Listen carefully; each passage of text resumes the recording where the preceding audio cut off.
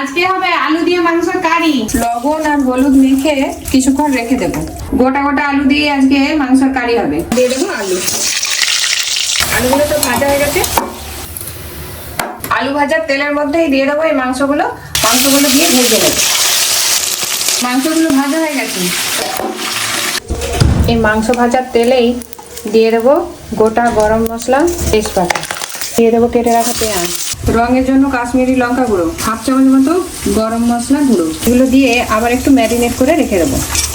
দিয়ে দেবো 1 চামচ মতো রসুন বাটা, দিয়ে দেবো 1 চামচ মতো আদা বাটা, হলুদ গুঁড়ো, কাশ্মীরি লঙ্কা গুঁড়ো। ঝালের জন্য দিয়ে দেবো 4টে কাঁচা লঙ্কা।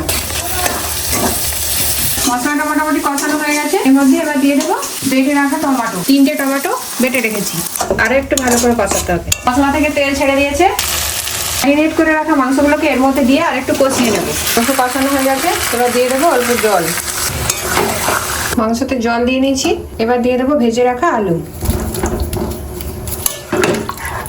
ঝোলের জন্য দিয়ে দেবো 1 চামচ মতো লবণ।